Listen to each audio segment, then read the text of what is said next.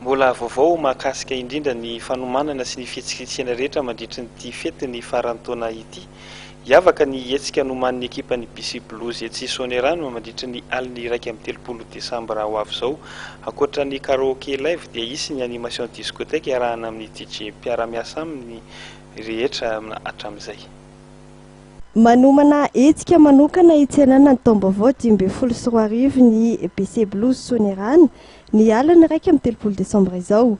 Izara roa ny fotoana amin'io, ny tapany voalohany dia isan'ny karaoke live, ny tapany faharoa kosa izay anomboka 12 alina dia isy fanentanana iarahana amin'ireo DJ TNT, ahitana ny DJ Joker, DJ Jerry, DJ John ary DJ Santa izay aharitra mandra-marinandro.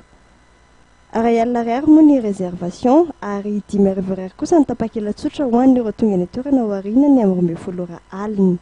Ny aliny Saint-Sylvestre zany zay dia misy événement karakarainay miaraka amin'ny TNT Club DJ efa fantadaza daholo, dia misy koa ny sakafo izay vao navoakanay karazana sakafo voalay sakafo malagasy misy ny karazana entrée rehetrarehetra, dia koa ny boisson, dia misy ny réservation 10 000 ariary dia misy boisson offert, dia misy ny 5 000 ariary entrée normale zany. BC Blues zany mbola faly foana mandray ny client hatramin'izay, ary ny client BC Blues hatramin'izay mbola tsy diso fanantenana mihitsy. Hatreto moa mbola misy zavatra karakaraina foana ary nizahananao tsaraina, mino fa zay ho tonga zay ho avy tsy ho diso fanantenana mihitsy. Faly foana izahay mandray client na ny vahiny zany na ny efa teo.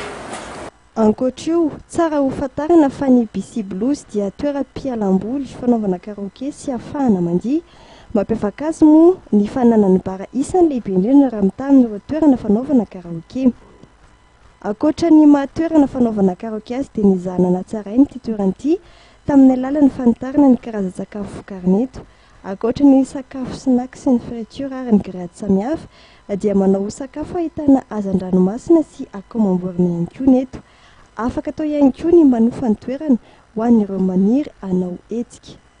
Manodidina ny roapolo amby zato ka hatramin'ny 100 na betsaka ny olona zakany ity toerana ity. Tafiditra ao anatin'ny saran'ny iofan'ny toerana moa ny fahafahana mampiasa ny fanamafisam-peo sy ny zava-maneno samihafa eto.